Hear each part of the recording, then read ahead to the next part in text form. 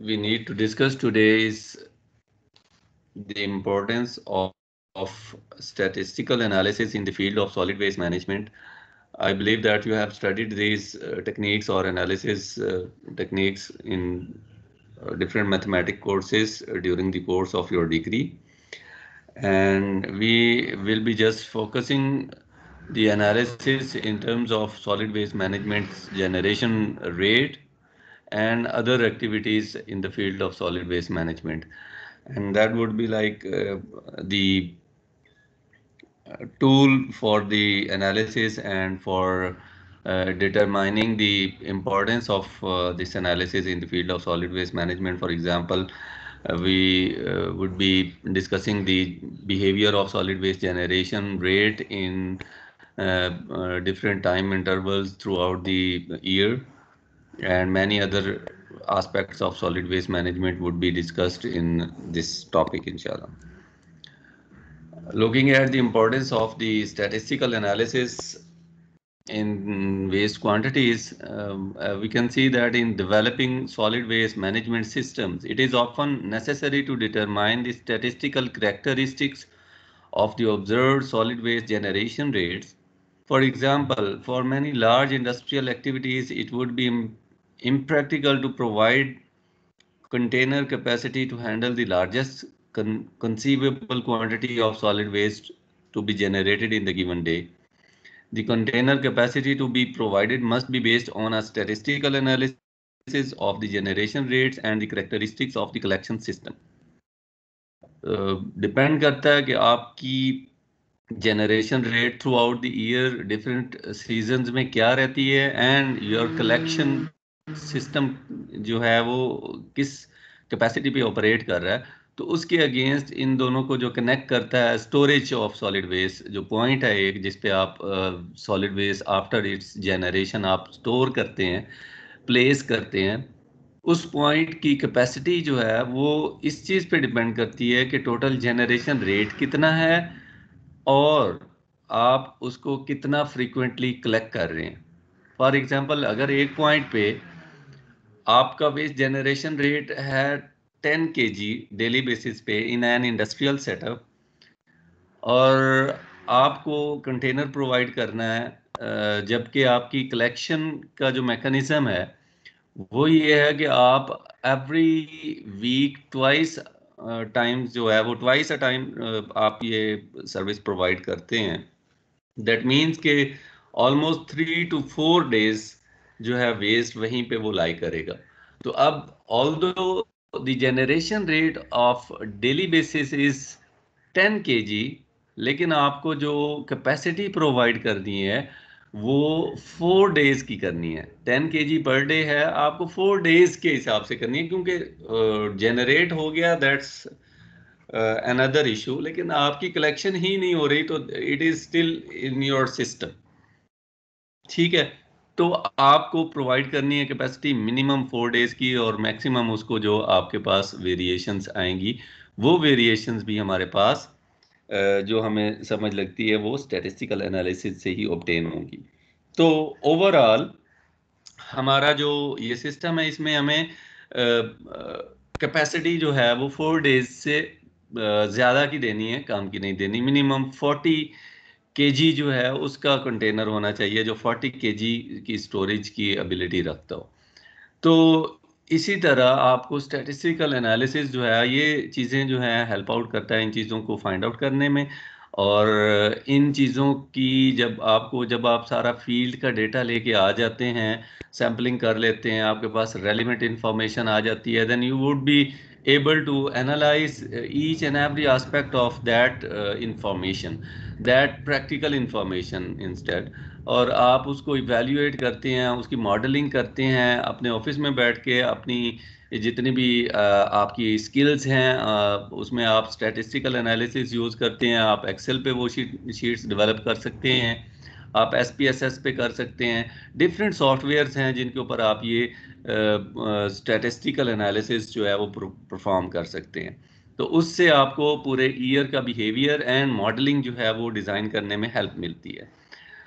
The second paragraph says the first step in assessing the statistical characteristics of a series of observations is to determine whether the observations are distributed normally or are skewed. आप throughout year जब उसको plot करते हैं, model उसका develop करते हैं, उसको जब एनालाइज करते हैं इन the form of a graph, तो आप देखते हैं कि क्या ये ऐसा है कि पूरे ईयर में इक्वली या नॉर्मली डिस्ट्रीब्यूटेड है हमारी चीज़ें, जो हमारा जनरेशन रेट है, या अगर आप कलेक्शन रेट कर रहे हैं, या आप अगर ट्रांसपोर्टेशन देख रहे हैं, या आप डिस्पोजल साइट का की मॉडलिंग कर रहे हैं, किसी भी जगह की आप मॉडलिंग कर रहे हैं, तो आप देखते हैं कि क्या ये बिहेवियर इसका नॉर्मल है या ये हमें एक स्क्यूड जो पैटर्न है वो प्रोवाइड कर रहा है। स्क्यूड पैटर्न में क्या होता है कि आपका वो नॉर्मल नहीं रहती, एक जगह पे या एक साइड पे वो बहुत ज़्यादा उसकी जो है वो हो सकती हैं, जो बिहेवियर है उसकी रीडिंग्स ज़्यादा हो सकती हैं, दूसरी साइड पे कम हो सकती हैं। तो ये चीज़ भी आप ऑब्जर्व कर लेते हैं। The nature of the distribution can be determined most readily bye plotting the data on arithmetic और लॉगरिथमेटिक प्रोबेबिलिटी ग्राफ पेपर। ये आप मैनुअली भी कर सकते हैं, आजकल तो हमारे पास सॉफ्टवेयर हैं, तो इट इज़ क्वाइट इजी कि हम अपना डेटा सिर्फ एंटर करें उनमें सॉफ्टवेयर्स में, और वो हमें सारी आगे रेलिवेंट इंफॉर्मेशन जो है वो प्लॉट करके खुद ही दे दे।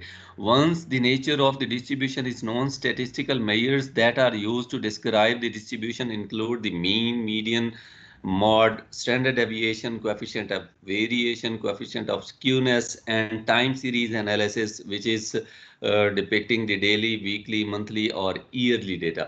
तो ये आपके पास ओवरऑल जो डिफरेंट आपने टूल्स पढ़े होंगे मैथमेटिक्स के कोर्सेज में, उनको हम यूटिलाइज करेंगे।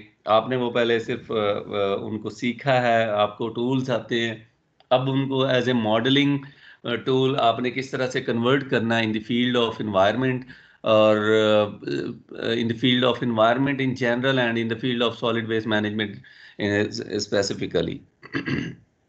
ये बेसिक डेफिनेशंस हैं जो आपने पहले देखी हुई हैं, आपको आइडिया है इनका। Frequency is very simple, like number of times a given value occurs in a set of observations।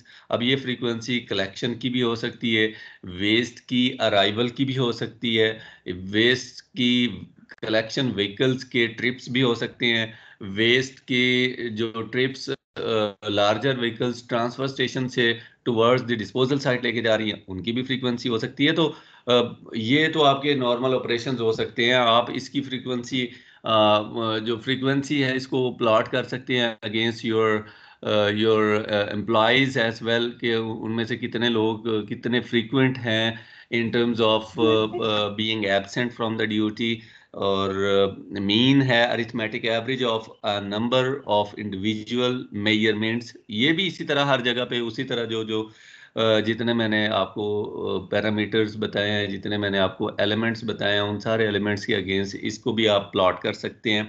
And then comes the median, middle most odd और arithmetic mean of two middle most observations in a series provided observations are arranged in ascending order। तो आपके पास अगर जी sir screen नहीं visible अभी तक। अच्छा, तो अगर आप मीन, मीडियन और इन चीज़ों को भी आप देख लेते हैं तो आपको थोड़ा सा आइडिया हो जाता है कि अच्छा हमारी जो अगर ऑड नंबर है रीडिंग्स का, अगर ऑड नंबर है तो फिर आप असेंडिंग ऑर्डर में उनको अरेंज करते हैं, और मिडल मोस्ट वैल्यू जो है उसको मीडियन कंसीडर करते हैं। अगर आपकी नंबर ऑफ जो रीडिंग्स हैं वो इवन हैं, अगेन आप उनको असेंडिंग ऑर्डर में अरेंज करते हैं, और जो two most middle most values हैं उनका अरिथमेटिक मीन या एवरेज ले लेते हैं। तो उससे आपको मीडियन जो है वो ऑब्टेन हो जाता है। And the mode is the value occurring with greatest frequency in a set is called as mode. जो सबसे ज्यादा रिपीट हो रही होगी value, that would be called as the mode of that data. Let me repeat the previous slide as well so that you can understand what we have discussed in details. Is it visible now? Yes, sir. Yes, sir. All right, statistical analysis of measured waste quantities says that in developing solid waste management systems, it is often necessary to determine the statistical characteristics of the observed solid waste generation rates. For example, for many large industrial activities, it would be impractical to provide container capacity to handle the largest conceivable quantity of solid waste to be generated in a given day.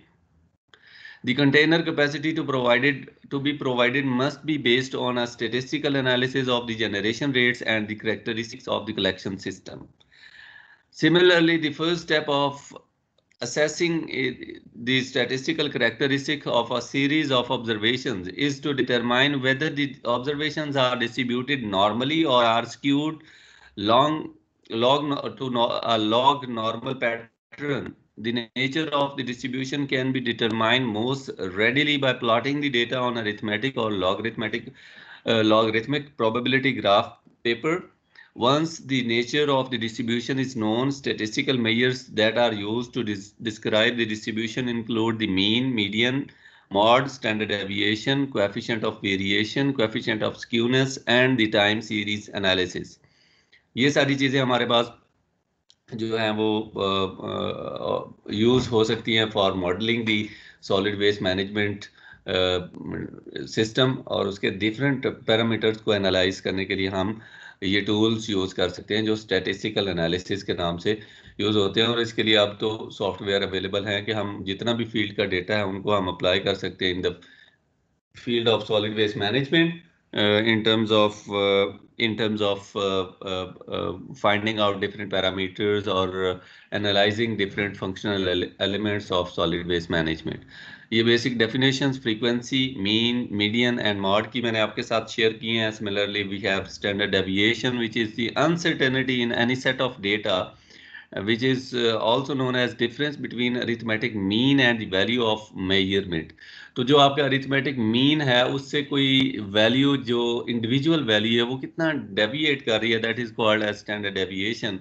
उनके दरमियान जो difference होगा that would be the standard deviation. And coefficient of variation says the to determine the value large और small is used as relative major.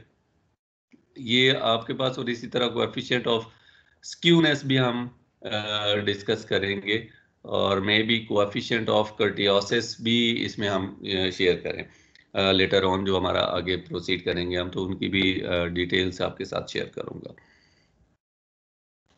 सबसे पहले तो हमारे पास जो फील्ड डेटा है, जो हम फॉर एग्जांपल आप वेस्ट मैनेजमेंट में काम कर रहे हैं और आप वेरी फर्स्ट डे जो आपकी एक्टिविटीज़ होंगी, जब आपको कोई भी सिस्टम हैंड ओवर किया जाता है या आपको कोई ड्यूटी दी जाती है, तो आप वेरी फर्स्ट डे जो देखते हैं चीज़ वो ये हो सकती है कि हमारे पास वेस्ट जनरेशन रेट कितना है. हमें सबसे पहले तो ये पता होना चाहिए ना कि वेस्ट जनरेट कितना हो रहा है. उसके बाद हम उस वेस्ट को कलेक्ट करने के लिए, ट्रांसपोर्ट करने के लिए, उसको रिसाइकलिंग एंड एनर्जी रिकवरी की तरफ लेके जाने के लिए, and similarly if some quantities are left over then उनको डिस्पोज करने के लिए हम अपने अरेंजमेंट्स को देखेंगे. तो सबसे पहले हमें पता होना चाहिए कि हमारे पास वेस्ट जनरेशन रेट कितना है, हमारे पास वेस्ट की क्वांटिटी डेली बेसिस पे आ कितनी रही है. तो ये हमें फील्ड में जाके एनालाइज करना पड़ेगा. इसके लिए कोई मॉडलिंग नहीं है, इसके लिए कोई सॉफ्टवेयर नहीं है, इसके लिए कोई हमारे पास कोऑर्डिनेट्स नहीं है कि हम वो वहाँ से डेटा उठाएंगे और हमारे पास वो सारी चीज़ें आ जाएंगी. ये जहाँ पे भी आप जाएंगे आपको फील्ड में जाना पड़ेगा, डिफरेंट रिप्रेजेंटेटिव यूनिट्स लेने पड़ेंगे, सैम्पलिंग प्लान बनाने पड़ेंगे. वहाँ पे भी इवन आपको for a long time period, for very authentic value जो है, for a very long time period आपको सैम्पल्स लेने पड़ेंगे और उनको एनालाइज करना पड़ेगा और उन क्वांटिटीज को मेजर करना पड़ेगा. तो ये डेटा सारा आपके पास रिकॉर्डेड होता है. आप मैनुअली जो आप सारा डेटा कलेक्ट करते हैं फील्ड से, ये सारा आपके पास रिकॉर्डेड होता है. इस डेटा को जब आप अपने सिस्टम में लेके आते हैं, मॉडलिंग में लेके आते हैं, तो फिर आप इसको प्लॉट करने के लिए, इसको देखने के लिए, इसका ट्रेंड देखने के लिए, इसका बिहेवियर देखने के लिए, इसके अंदर से रिसाइकलेबल्स को रिकवर करने के लिए, इसके अंदर से ऑर्गेनिक वेस्ट की क्वांटिटीज को फाइंड आउट करने के लिए, उनका बिहेवियर देखने के लिए कि कौन से सीजन में कितना वेस्ट आ रहा था, ऑर्गेनिक वेस्ट कब ज़्यादा हुआ है, कब कम हुआ है, ड्राई वेस्ट कब ज़्यादा और कब कम हो रहा था. तो ये सारी चीज़ें आपको इसके टाइम के साथ साथ आपको पता चलती है। तो अगर आप इन चीज़ों को, आपके डेटा जो आप फील्ड से डेटा लेके आ रहे हैं, उसको आप अगर ऑथेंटिक बना लेते हैं, तो आप बड़े इजीली अपना बैठ के अपनी सारी मॉडलिंग कर लेते हैं, अपना सारा सिस्टम डिज़ाइन कर लेते हैं, और उस सिस्टम के अगेंस्ट आपकी जो चीज़ें हैं, जो प्रिडिक्शंस हैं, वो थ्रू आउट ईयर जो हैं वो चलती हैं, और आप अपना सक्सेसफुली मैनेज करते हैं अपनी म्यूनिसिपैलिटी को। The graphical presentation of observed field data can be used to depict an identity, used to depict and identify the trends in the data. Time series and histogram or frequency plots are used extensively for the presentation and analysis of such data. ये हमारे पास line graph हो, bar graph हो, या हमारे पास पाई graph हो, ये हम use करते रहे हैं। अभी हम जब वेरी इंट्रोडक्शन के बाद अभी हमारा ये स्टैटिस्टिकल का इसमें पोर्शन है। इससे पहले हमने सोर्सेज और टाइप्स ऑफ वेस्ट भी पढ़ी हैं, उसकी प्रॉपर्टीज़ भी हमने पढ़ ली हैं, जिनमें हमारे पास फिजिकल प्रॉपर्टीज़ थी लास्ट लेक्चर में, केमिकल सेकेंड लास्ट लेक्चर में physical properties along with the sources था। उसके बाद हमने chemical properties and moisture content, density और एनर्जी कंटेंट जो है वो हमने सॉलिड वेस्ट का फाइंड आउट किया, देखा, उसको एनालाइज किया।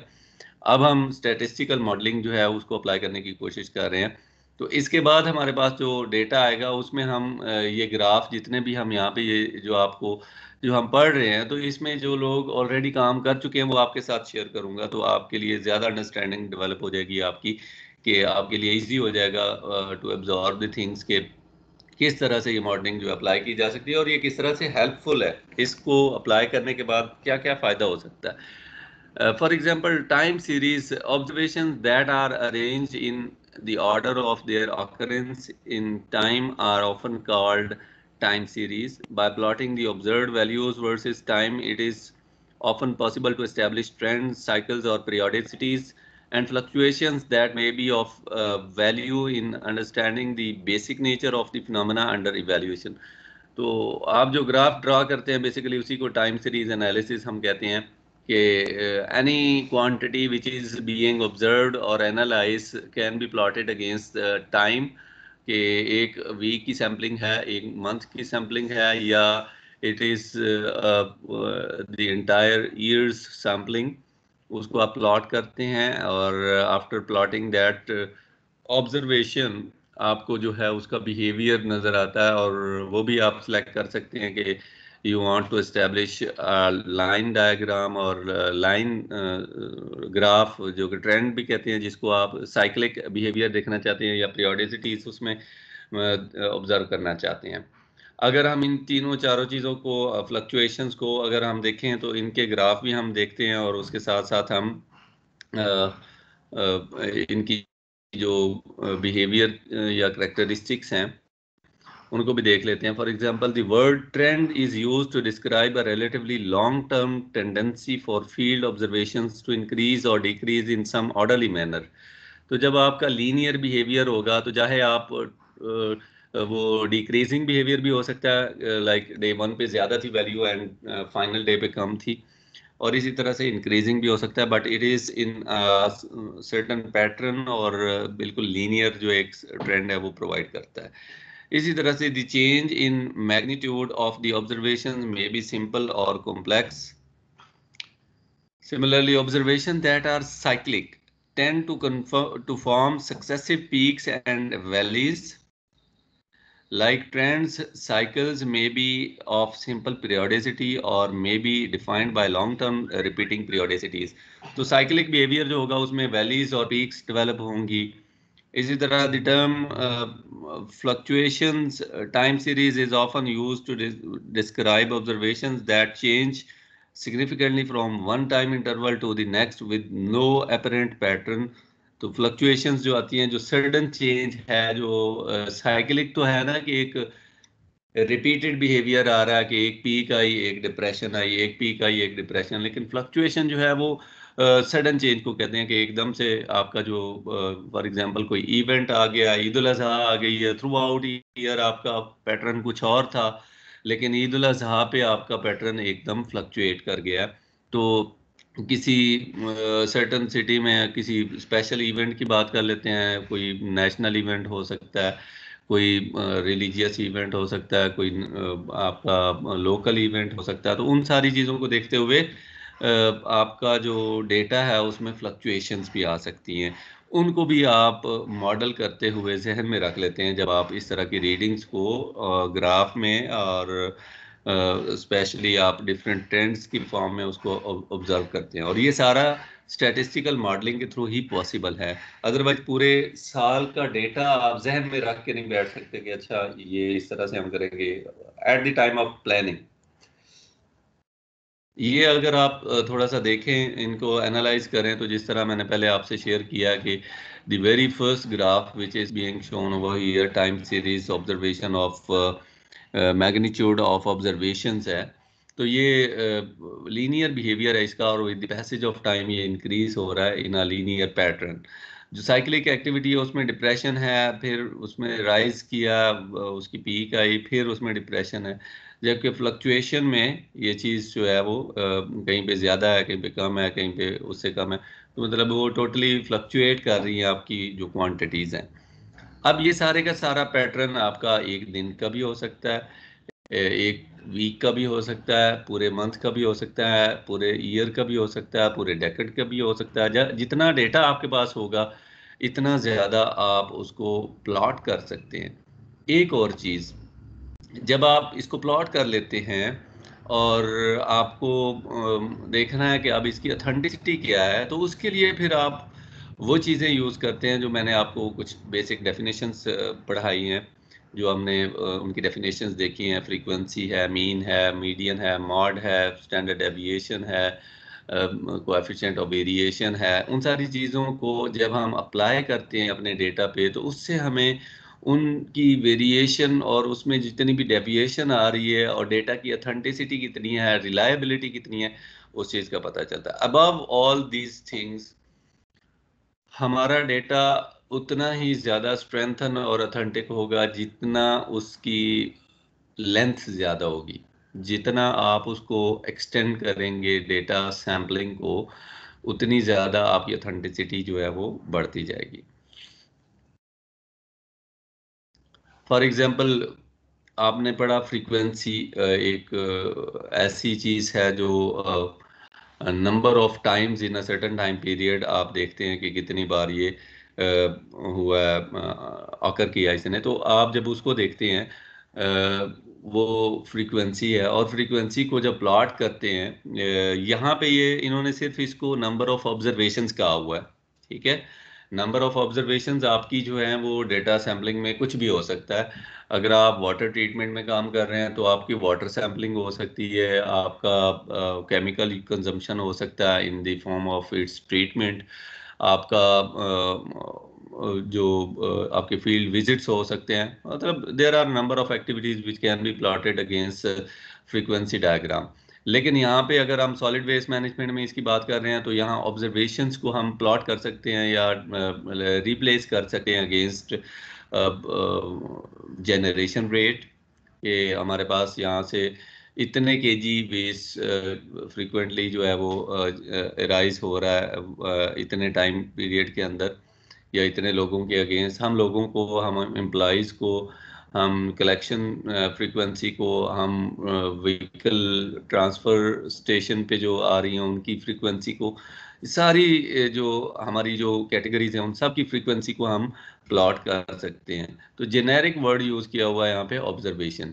Observations arranged in order of magnitude from an array. The same data can be grouped together in a series of data ranges. If whole numbers are assigned to the number of observations that occur in each data range, then the frequency of occurrence of whole numbers can be plotted against the magnitude of the data ranges. The resulting plots are called histograms as shown in the following figure. अगर आप ये देखें कि ये जो example दी हुई है, ये grouped weekly waste collection volumes obtained from a small municipality for a period of 1 year है। ठीक है, कि आपका जो उन्होंने थ्रू आउट ईयर उन्होंने इसको ऑब्जर्व किया है और डिवाइड किया उसको उन्होंने एवरेज वैल्यू में कि एक वीक की एवरेज वैल्यू कितनी आ रही है। ठीक है, एक वीक की एवरेज वैल्यू कितनी आ रही है, तो पूरे ईयर में हमारे पास 52 वीक्स हैं और हर वीक में कितनी बार एक वैल्यू ऑकर कर रही है वो उसके अगेंस्ट हमने प्लॉट कर दी है। इसकी रेंजेस भी हमने बता दी हैं कि जो मिनिमम वैल्यू जनरेट हो रही थी दैट वाज 1000 और जो मैक्सिमम थी वो 2000 थी। एक वीक में जो मिनिमम वैल्यू जनरेट हुई है 1000 cubic yard per week generate हुई है और maximum 2000 cubic yard per week generate हुई है वेस्ट की क्वांटिटी या वेस्ट का वॉल्यूम। ठीक है, अब ये वॉल्यूम जो जनरेट हुआ है इसको हमने ग्रुप डेटा की फॉर्म में हमने इसको अरेंज कर लिया असेंडिंग ऑर्डर में। ग्रुप डेटा क्या है कि हमने इसकी क्लासेस बना ली हैं 1000 से 1100, 11 से 1200, 12 से 1300 एंड सिमिलरली 1900 से 2000 तक। ये हमने इसकी इक्वल क्लासेस बना ली। उसके अगेंस्ट हमने इनका एवरेज ले लिया कि इसकी जो इसको हम दोनों वैल्यूज का मिड पॉइंट है उसको हमने यहाँ पे एनालाइज करने के लिए और थोड़ा सिंपल करने के लिए हमने मिड पॉइंट को यहाँ पे शेयर कर लिया। अब उस मिड पॉइंट के अगेंस्ट हम अपने सारे वीक्स को डिस्ट्रीब्यूट कर रहे हैं और वो हम इस तरह से डिस्ट्रीब्यूट कर रहे हैं कि 1050 जो मिड पॉइंट है वेरी फर्स्ट रीडिंग का, तो वो थ्रू आउट ईयर सिर्फ एक वीक ऐसा आया जिसमें 1050 क्यूबिक यार्ड पर वीक हमें अचीव हुआ वो वेस्ट। ठीक है, 1150 क्यूबिक यार्ड पर वीक जो रीडिंग है ये हमें 3 बार ऑब्टेन हुई है। इसी तरह से 1450 क्यूबिक यार्ड जो हमारी ऑलमोस्ट एवरेज वैल्यू है ये हमें 11 टाइम्स जो है वो ऑब्टेन हुई है, ये 10 टाइम्स हुई है। Similarly the last reading which is 1950 cubic yard per week जो ऑब्टेन हुई है वो भी एक बार हुई है। तो ये इनको टोटल आप करेंगे तो ये 52 वीक्स बनते हैं। ये थ्रू आउट ईयर इसका ऑब्जर्वेशंस है और ये आपके पास डेटा है। अब आप क्या करते हैं कि अपने डेटा को अपना डेटा जो है उसमें आपके पास ये क्यूबिक यार्ड पर वीक जो आपके पास टाइम सीरीज के पॉइंट ऑफ व्यू से जो वैल्यू है उसको प्लॉट करते हैं एट एक्सिस और जो उसकी फ्रीक्वेंसी है वो मैक्सिमम 11 है तो 12 तक आपने यहाँ पे प्लॉट कर दिया इसको वाई एक्सिस पे। फ्रीक्वेंसी को ही ऑब्जर्व करना आपने और उसी को मॉडल करना है। That's why we have plotted this on Y axis. और अब हम यही रीडिंग्स जो हैं 1050 के अगेंस्ट हमारी कितनी है ये वैल्यू, इसी तरह 1150 के अगेंस्ट कितनी आई, 1250 के अगेंस्ट कितनी आई, सिमिलर 950 के अगेंस्ट। और ये आप देख सकते 1450 की सबसे ज्यादा जो मैक्सिमम वैल्यू है और उसी तरह से 9 और 10 जो है उसके साथ सराउंडिंग में इसी तरह से 4 और 7 उसके साथ हैं। तो ये आपके पास एक ट्रेंड बन गया जो आपको अब ये सारा डेटा जो है ये भी आपने अरेंज किया ऑल दो, लेकिन अगर इसको भी अरेंज ना करते क्लासेस ना बनाते और ये पूरे 52 वीक्स की लिस्ट होती तो आप अंदाजा लगाए उन 52 वीक को देखना, एनालाइज करना, प्लान करना और उसके लिए एक सिस्टम को मॉडल या डिजाइन करना वो कितना डिफिकल्ट होता है as compare to the existing situation के। इसमें आपने यहाँ पे बता दिया कि हमारे पास कौन से वीक्स ऐसे हैं या कितने वीक्स ऐसे हैं जिनमें हमारे पास इतनी वैल्यूज आ रही हैं, तो उसके हिसाब से हमें इसकी कलेक्शन, इसकी स्टोरेज, इसकी ट्रांसपोर्टेशन डिजाइन करनी है। ठीक है, तो ये सिर्फ एक पैटर्न है जो फ्रीक्वेंसी का मैंने आपसे शेयर किया। ठीक है, इसको जो है अगर हम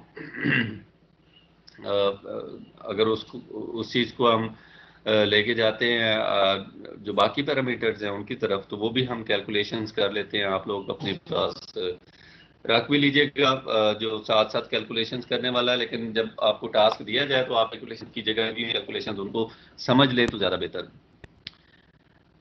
ये अब हमारे पास फ्रीक्वेंसी के डिफरेंट पैटर्न्स हैं। ठीक है, ये एक ही चीज को एनालाइज किया गया है, सिर्फ ये बताया गया है कि आपके पास डिफरेंट रीजन्स में, डिफरेंट एरियाज में डिफरेंट फ्रीक्वेंसी पैटर्न कर सकते हैं, या आप ये कह सकते हैं कि एक ही सेटअप में, एक ही रीजन में डिफरेंट एक्टिविटी जो ऑब्जर्वेशन,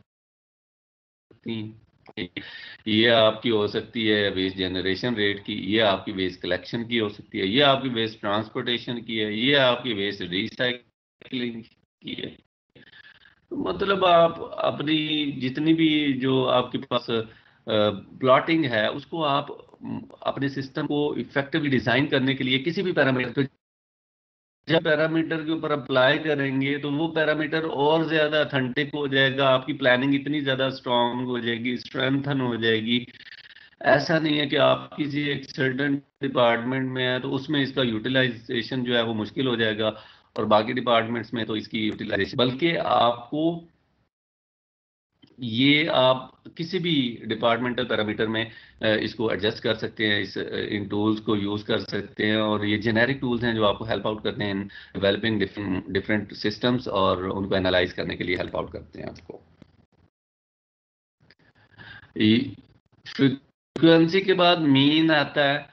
मीन जो है उसको आप फाइंड आउट करते हैं। For example the mean is defined as arithmetic average of a number of individual और grouped observation. The mean of grouped observation is given by, ये ग्रुप डेटा जो होता है, जैसे मैंने आपको बताया कि ये आपका ग्रुप डेटा है, ठीक है, जिस क्लासेस आप डेवलप कर लेते हैं, this is called age group data. और जो अनग्रुप डेटा होता है वो आपकी सिंगल वैल्यूज होती हैं, उनको आप असेंडिंग ऑर्डर में अरेंज कर लेते हैं और उनकी सिंपल एवरेज ले लेते हैं, तो दैट इज योर मीन। लेकिन यहाँ पे आपको एक पहले क्लासेस डेवलप करनी है, क्लासेस के बाद आपको मिड पॉइंट निकालना है, मिड पॉइंट के बाद आप उसको मीन की तरफ जाते हैं।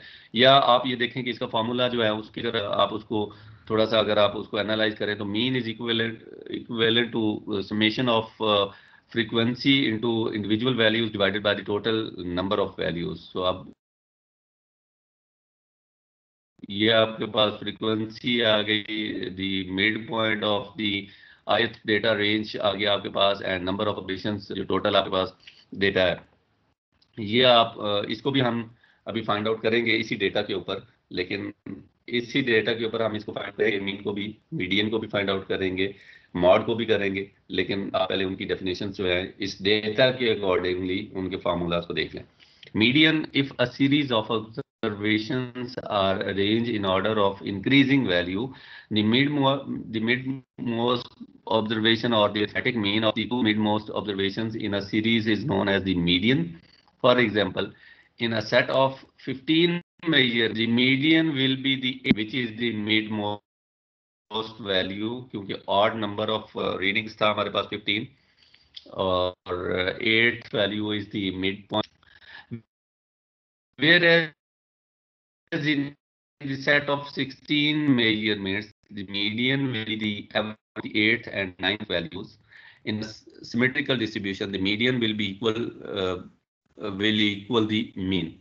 ठीक है, अगर सिमेट्रिकल है आपका डेटा तो both the values would be equal values. जैसे हमारे पास डेटा है, यहाँ पे इन्होंने 16 मेजरमेंट्स का है, 16 मेजरमेंट्स के केस में इन्होंने कहा कि 8th एंड 9th जो है मिड मोस्ट वैल्यूज बनती हैं, तो इन दोनों को आपने, इन दोनों का जो है वो एवरेज लेना है। तो हमारे पास 52 वैल्यूज हैं, तो उसके अकॉर्डिंगली अगर हम देखें तो हमें 26 और 27 वैल्यू जो है उन दोनों का एवरेज लेना, और that would be our median.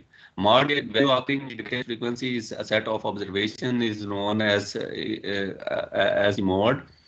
किसी भी सेट ऑफ ऑब्जर्वेशन में जो सबसे ज्यादा रिपीट हो रही है, that would be called as mod. If a continuous graph of the frequency distribution is drawn, the mod is the value of the highest point. तो अगर हम फ्रीक्वेंसी डिस्ट्रीब्यूशन का ग्राफ ड्रा करते हैं तो उसमें जो सबसे टॉप वैल्यू होगी, मतलब आपको कहने का मतलब ये है कि इसमें देख के आपको इवन पता चल जाएगा अच्छा ये मॉड है इसका, क्योंकि सबसे ज्यादा रिपीट यही हो रही है और इसी वजह से इसकी पीक सबसे ज्यादा हायर है। इसी तरह से the mode is the value of the high point or hump or the curve in a symmetrical set of observation. The mean, median and mod will be the same value. The most The mod can be approximated with reasonable accuracy using the following expression. आप इसको इस तरह से भी find out कर सकते हैं कि 3 times subtracted by 2 times आपका जो मीन है. Then comes the standard deviation, जो हम देख रहे थे डेफिनेशन में कि कितनी वेरिएशन है जो आपकी मीन वैल्यू है उससे से किसी भी इंडिविजुअल वैल्यू की average value. Chance there is uncertainty in any set of measurements. The precision of a set of measurements can be assessed in a number of different ways. Most commonly, the error of an individual measurement in a set is defined as the difference between the arithmetic mean and the value of the measurement. The standard deviation of group data is defined as follows. The deviation can be defined as the difference between and individual value divided by the total number of observation minus 1. आपने इसको जब इस entire value का square root लेना, that would be resulting as the standard deviation value. तो standard out करते हैं तो आपको डेटा की रेगुलरिटीज हैं. डेटा रिप्रेजेंटेशन के पॉइंट ऑफ व्यू से हमने एक वर्ड यूज किया था फ्लक्चुएशंस, तो उनका आपको आइडिया हो जाता है स्टैंडर्ड डेविएशन की वजह से. और हम जो हमारा पॉइंट ग्रेड है वो कैलकुलेट करते हैं CGPA. तो उसको जब हम ग्रेड पॉइंट एवरेज को हम जब कैलकुलेट करते हैं और उसके बाद फिर डेविएशन के अगेंस्ट कितने लोग डेविएट कर रहे हैं, जो स्टैंडर्ड डेविएशन के साथ अटैच हैं, those would be the average and those would are deviating to the higher side are going towards the A grade, and those who are deviating towards the lower grade are lower side are tending towards the C, D and other grades. Similarly, coefficient of variance can be used in terms of analysis of the data. Although the standard deviation can be used as an indication of the absolute dispersion of the set of measured values, it provides little or no information about whether the value is large or small. To overcome this difficulty, the coefficient of variation as defined in equation 4 is used as the relative measurement of the dispersion.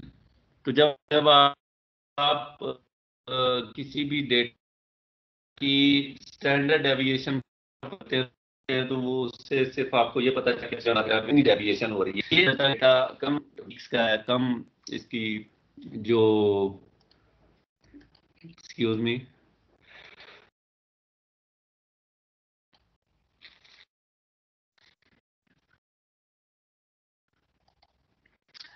इसके data की जो values हैं वो में है. Coefficient of variation आपको पता चलता है डेटा स्मॉल था या लार्ज था, तो इसलिए आपको ये कोएफिशिएंट ऑफ वेरिएशन एक उससे भी एक एडवांस टूल है जो आप यूज कर सकते हैं for the authenticity of your modelling data. यहाँ पे एक एग्जांपल हमारे साथ शेयर की गई है and this example depicts the ungroup data. Group data नहीं है.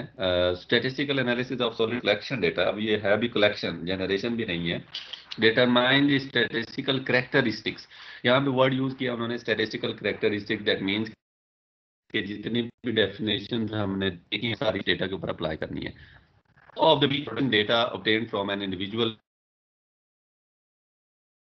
Account for calendar quarter of operations. ठीक है, तो ये कैलेंडर क्वार्टर ऑफ ऑपरेशंस के लिए उन्होंने इस चीज को देखा है. फॉर क्वार्टर जो है आपका 1/4 ऑफ द ईयर है, लाइक 13 वीक्स 52 वीक अगर हमारे पास होते हैं तो ये 13 वीक्स का डेटा है.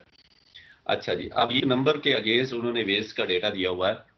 आपका वीक नंबर जो है वो 1 2 3 4 5 6 हो सकता है, लेकिन जो डेटा है वो असेंडिंग ऑर्डर में नहीं है. एक चीज सबसे पहले जो आपने देखनी है, ये बहुत इंपॉर्टेंट चीज है. आप सारे लोग अगर ध्यान से इस चीज़ को समझ लेते हैं तो ये आपके लिए फील होगा कि सबसे पहले डेटा को असेंडिंग ऑर्डर में आपने अरेंज करना है। अगर आप उसको असेंडिंग ऑर्डर में अरेंज नहीं करते तो आपकी रीडिंग्स, आपकी वैल्यूज जो है वो उनके रिजल्ट होंगे वो ऑथेंटिक नहीं होंगे। अब आपने इसमें जो चीज़ें देखनी है वो सारी आप इसमें अप्लाई करते हैं। फॉर एग्जांपल ये हमने सॉल्व की हुई है।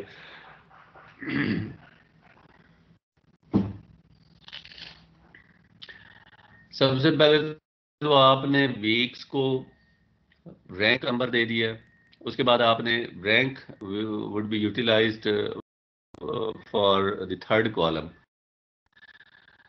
इसलिए हमने का नाम दे दिया। सेकंड कॉलम में आपका डेटा, आप फर्क नहीं पड़ता कि आपका ये कौन से वीक में आकर कर रहा था, बल्कि आपने उस वीक को ऑलरेडी रैंक का नाम दे दिया। अब रैंक जो है वो असेंडिंग ऑर्डर में है, इसी तरह से आपका डेटा भी अंडर में है। जो प्लॉटिंग पोजीशन होगी उसकी वो आपकी डिटरमाइन की जाती है इसी टेबल के नीचे। आप देखें अगर फॉर्मूला है कि rank divided by values plus 1, ठीक है। तो ये इसको आप इस फॉर्म में कैलकुलेट करते हैं। फॉर एग्जांपल अगर आप पहले रैंक को कैलकुलेट करना चाहते हैं तो फर्स्ट रैंक इज 1 और divided by 13 total value plus 1 14 हो जाएगा। तो 1 डिवाइडेड बाय 14 मल्टीप्लाई बाय 100, तो ये आपके पास प्लॉटिंग पोजीशन आ जाएगी कि इसकी प्लॉटिंग पोजीशन क्या है। 7%, 14%, 21%, 57%, 64% एंड सिमिलरली 92.9%। ये आपकी प्लॉटिंग पोजीशंस जो है वो डिटरमाइन हो रही है। इनको अगर आप ग्राफ पे देखते हैं ये कुछ इस तरह से आपको नजर आती है।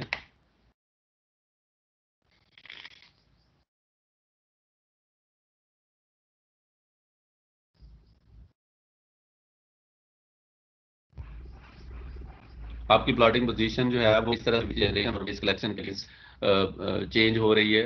Plot the weekly quantity of waste express in cubic yard और week versus the on both logarithmic probability graph paper.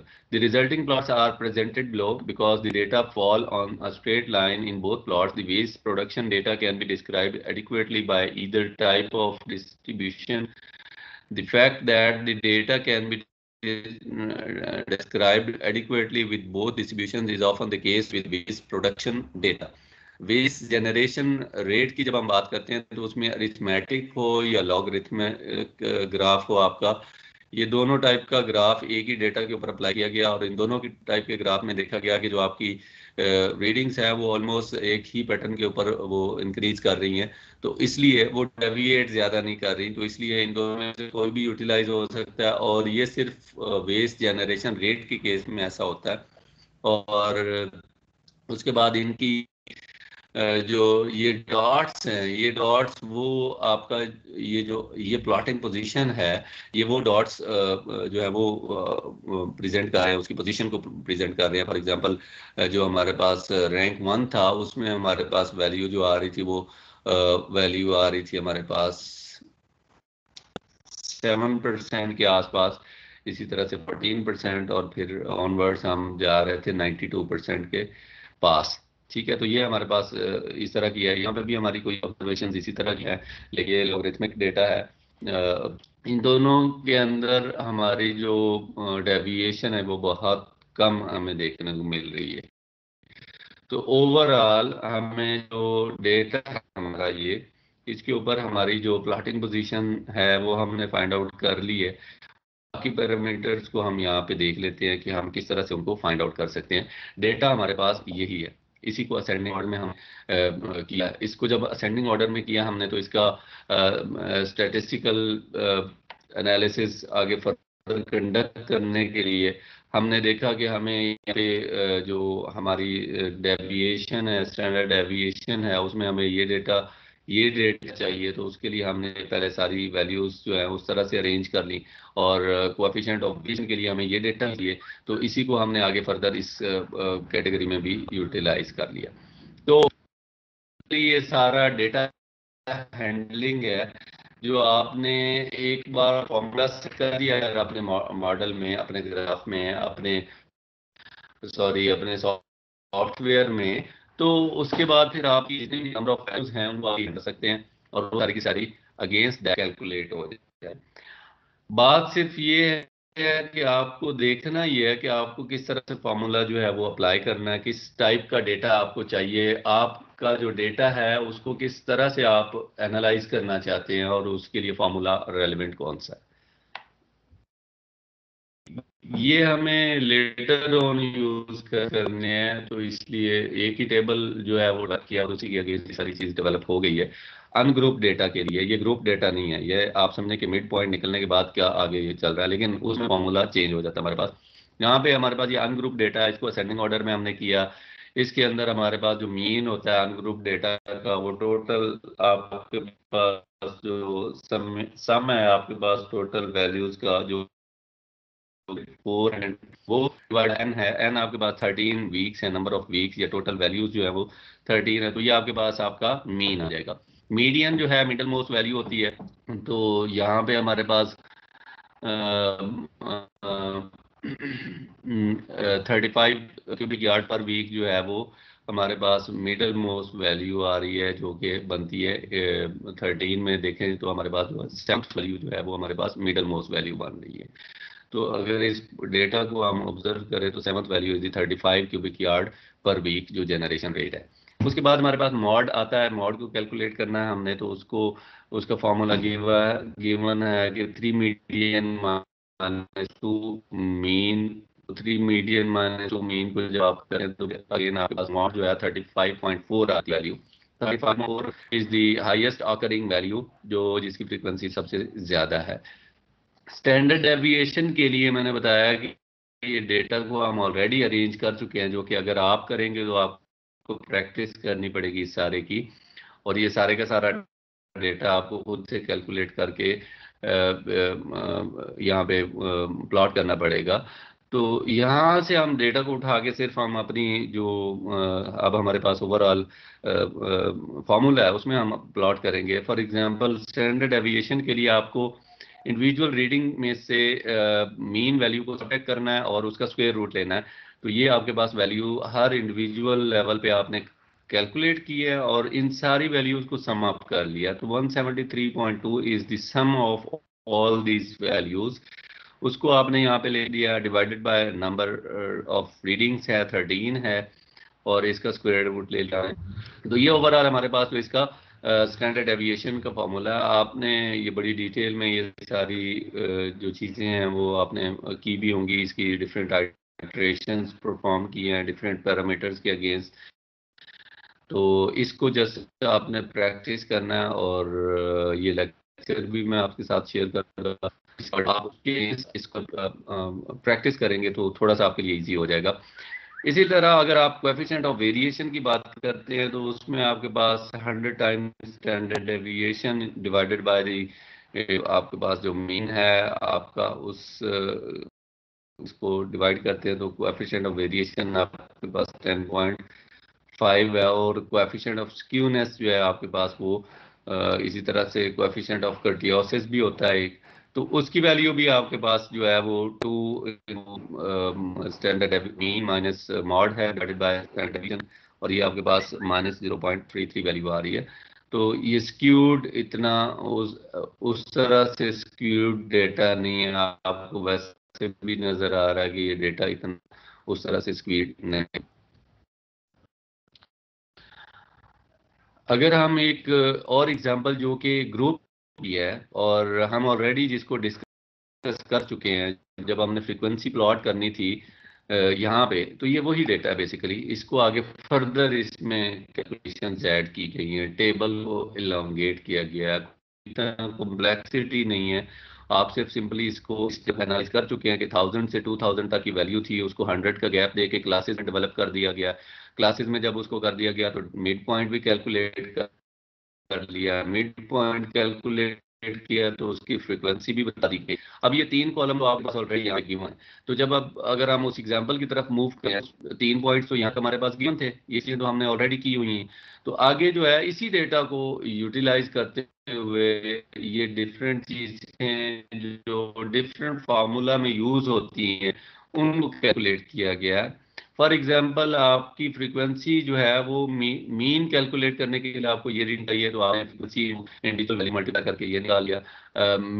Standard aviation calculate करने के लिए आपको ये वैल्यू चाहिए, तो इससे पहले आपको इसकी रिक्वायरमेंट ये है, तो ये भी आपने कैलकुलेट करने के लिए आपने स्टैंडर्ड सिंपल आप इसमें जो इंडिविजुअल रीडिंग है उसको सब्ट्रैक्ट किया मीन से, जो आपका मीन यहाँ से आपने ऑलरेडी कैलकुलेट कर लिया हुआ है, उस मीन से आप इसको सब्ट्रैक्ट करते जाते हैं और फिर इसका स्क्वायर ले लेते हैं, मल्टीप्लाई बाय फ्रीक्वेंसी कर देते हैं, तो आपके पास ओवरऑल इसका सम है वो सारे का सारा आपका स्टैंडर्ड डेविएशन में यूज होगा।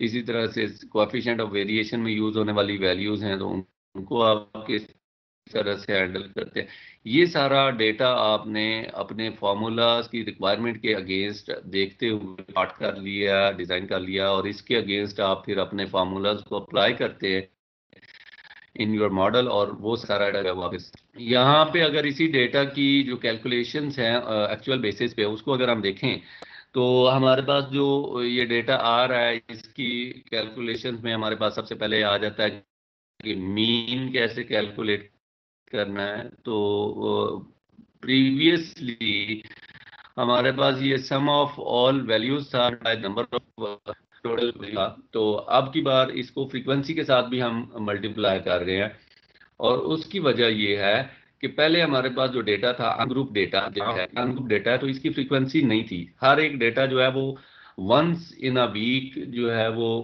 अपीयर हो रहा था, और उसकी वैल्यू एक ही थी। ऐसा नहीं था कि किसी जगह पे हमें ये ऑब्जर्व करने को मिला हो कि एक वीक में हमारी वैल्यूज जो है वो थोड़ी फ्लक्चुएट कर रही हैं।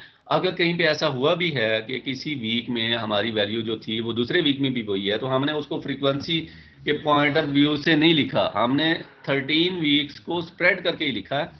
और यहाँ पे अगर मैं ऑब्जर्व करूँ तो यहाँ पे 38, 35 ये डेटा रेंजेस ऐसी हैं जो ट्वाइस टाइम जो है वो रिपीट हुई हैं, तो इनको हमने सेपरेट लिखा। अगर हमने एक लिखा होता और उसके एज 2 लिखा होता तो वो फ्रीक्वेंसी, और उसके लिए फिर हमें ये फॉर्मूला नहीं बल्कि दूसरा फॉर्मूला लगाना पड़ता। तो ये इंडिविजुअल डेटा जो अनग्रुप डेटा होता है, इसको आप असेंडिंग ऑर्डर में जब कर लेते हैं तो इसमें फ्रीक्वेंसी का कॉन्सेप्ट आप खत्म कर देते हैं। यहाँ पे क्या है कि यहाँ पे आपके पास फ्रीक्वेंसी है, और ये डेटा जो 1250 है, तो ये 4 टाइम्स आकर कर रहा है, ये 11 टाइम्स आकर कर रहा है। तो इस वजह से जब हम इसकी कैलकुलेशंस में जाएंगे तो फिर उस फ्रीक्वेंसी को हमें नजरअंदाज नहीं करना। अगर हम उसको छोड़ते हैं फ्रीक्वेंसी को, तो दैट मीन्स कि हम कह रहे हैं जो 11 टाइम्स आकर करना था वो हम 1 टाइम हम कंसीडर कर रहे हैं। तो आप देखें कि सिर्फ एक जगह से आपने अगर छोड़ा तो 10 वीक्स का डेटा एक साल में से आपने खत्म कर दिया। 10 वीक्स यहाँ चले गए, 9 वीक्स यहाँ चले गए, तो आप मतलब अब वो जो ये आपके पास रीडिंग्स हैं 9 to 10 पे आप स्क्वीज कर रहे हैं, रादर के ये 52 वीक्स का डेटा हो। ठीक है, तो जब आप ये कर रहे हैं दैट मीन्स कि आपने अपना डेटा जो है उसको थोड़ा सा आप उसको जो है वो मिस कर गए हैं, और फार्मूला जो है वो आपको ग्रुप डेटा डेटा के लिए मीन का फार्मूला है, उसमें फ्रीक्वेंसी को हम साथ लेके चलते हैं, और ये हमारे पास 1487 क्यूबिक यार्ड पर वीक जो है वो वैल्यू आ जाती है। मीडियन के लिए मिड मोस्ट वैल्यूज हमारे पास जो आती है, तो वो 52 वैल्यूज अगर हमारे पास, तो 52 वैल्यूज में से यहाँ पे अगर आप देख लें तो 26 और 26 वैल्यू, ये दो जो है वैल्यूज आपकी मिड मोस्ट वैल्यूज हैं, और इन दोनों की एवरेज आपने लेनी है। ठीक है, और यहाँ पे हमारे पास ये एक वैल्यू है, ये 3 है, तो टोटल 4, 8, 8 और 9 17 और 11 28 वैल्यूज। इसका मतलब ये हुआ कि हम इससे ऊपर चले गए हैं, तो अब हमारी जो मीडियन के लिए वैल्यू थी वो 28 नीचे नीचे हैं दोनों। तो अब हमें वहां पे उनको डिपिक्ट करना है, उनको एनालाइज करना है, उनको सॉर्ट आउट करना है।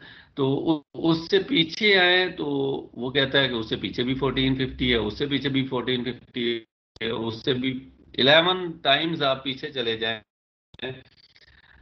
11 स्टेप्स आप पीछे चले जाएं तो यही वैल्यू आएगी until unless you reach to 17th value. 17th value पे आपकी वैल्यू 1350 हो जाती है। अदरवाइज आपकी 18th हो, 19th हो, 20th, 21st, 22nd, 23rd, 24th, 25th, 26th, 27th, 28th, ये सारी वैल्यूज आपकी 1450 क्यूबिक यार्ड की हैं। तो अब अगर 27th और 26 को आप ऐड करें, डिवाइडेड बाय 2 करें, सेम वैल्यूज हैं और फिर उनको 2 पे डिवाइड कर देंगे तो सेम आंसर आएगा। तो इस वजह से यहाँ पे हमारे पास जो मीडियन है वो डायरेक्टली 1450 लिखा हुआ। ये चीज इसमें कंफ्यूज नहीं करनी कि अनग्रुप डेटा में यहाँ पे अनग्रुप डेटा था, यहाँ पे आपने मीन जब मीडियन निकाला है तो आपने कहा कि हमारी टोटल 13 वैल्यूज हैं, तो 6 के बाद 7th वैल्यू जो होगी वो हमारा वो ठीक है। हाँ ग्रुप डेटा, तो यहाँ पे अब आपके पास जो मिडल वैल्यू होगी वो इंटेंसिटी लेते हुए होगी। यहाँ देख नहीं करना आपने कि यहाँ पे हम देख लें और उनमें से जो सेंटर वाली 2 हैं ये टोटल हमारे पास 10 हैं, उनमें से 5th और 6 को हम ऐड करें, 2 पे डिवाइड करें और वो वैल्यू डालें, ऐसा नहीं। वो आपका मे बी इसमें तुक्का लग जाए, लेकिन ये डेटा आपका ऊपर नीचे भी हो सकती है फ्रीक्वेंसी, तो इसलिए फ्रीक्वेंसी को आपने देखना, आपने इस डेटा या मिड पॉइंट को देखना, आपने फ्रीक्वेंसी देखना और the calculation of your median. Mod की जब हम बात करते हैं तो वो अगेन आपके पास 1450 है, क्योंकि यहाँ पे आपने देख लिया कि जो कैलकुलेट करना है हमने, तो उसकी डेफिनेशन ये है कि जो मोस्ट रिपीटेड वैल्यू है वो मॉड भी होती है आपकी, तो मोस्ट रिपीटेड वैल्यू भी 1450 ही है, तो इसलिए हम इसको मॉड कहते हैं। ये सबसे ज्यादा टाइम ऑकर कर रही है अगर हमारे डेटा में, तो इट इज कॉल्ड एज। उसके बाद हम आ जाते हैं स्टैंडर्ड डेविएशन की तरफ। अब हमने सारी चीजें तो ऑलरेडी कैलकुलेट कर ली हैं, यहाँ पे स्टैंडर्ड डेविएशन की रिक्वायर्ड चीजें भी हमने यहाँ पे कैलकुलेट की हुई हैं, तो इनको जस्ट हमने फॉर्मूला में इंट्रोड्यूस करवाना है और जो हमारे पास वैल्यूज हैं उनको हमने फाइंड आउट कर लेना है। हमारा जो फॉर्मूला है उसमें हमारे पास ये वैल्यूज आती हैं जो हम ऑलरेडी कैलकुलेट कर चुके हैं। डिवाइडेड बाय 51 है, n-1 52 टोटल है, तो -1 करने से 51 ये है, तो ये हमारे पास 194 आ गया। कोएफिशिएंट ऑफ वेरिएशन में यही 194 यूज होना है, multiply by 100 divided by the mean, तो वो आपका 13% आ जाता है। कोएफिशिएंट ऑफ स्क्यूनेस में आपके पास 4.46 वैल्यू आ रही है कि इतना स्क्यूड है आपका जो ग्राफ है, तो उसमें फ्रीक्वेंसी जो है वो सेंट्रल वैल्यूज की तरफ ज्यादा है, तो ये टोटल साइक्लिक बिहेवियर टाइप चीज है, ये ज्यादा स्क्वीड नहीं है। इसी तरह से कोएफिशिएंट ऑफ कर्टियोसिस है, तो ये 3.6 आ रहा है। इसकी अभी फिलहाल हम इसकी डिटेल्स में जस्ट इसका फॉर्मूला शेयर किया और आपको बताया। अदरवाइज जो हमारी यूटिलाइजेशन है वो इन 3 कोएफिशिएंट्स के ऊपर ज्यादा रिलाय कर रहे हैं हम, और इन चीजों को हम देख रहे हैं। इस सारी जो ये सारी एक्टिविटी था, इस सारी एक्टिविटी को प्रैक्टिस करने के लिए और इसके अगेंस्ट जो आप फर्स्ट करने के लिए आपके असाइनमेंट मैंने ये चीज़ आपके साथ शेयर की है कि हमारे पास ये डेटा है और इसके अगेंस्ट आपने कुछ वैल्यूज प्लॉट करनी है। और सिमिलरली इसमें एक और चीज़ भी ऐड कर लीजिएगा आप कि आपने एक एग्जांपल ग्रुप डेटा पे करनी है और एक एग्जांपल अनग्रुप डेटा पे करनी है। ये अनग्रुप डेटा है और 18 वीक्स है, और ग्रुप डेटा पे भी आपने असाइनमेंट जो है वो उसका सेकंड पार्ट के तौर पे आपने सबमिट करवानी है जो आप शेयर करवाएं।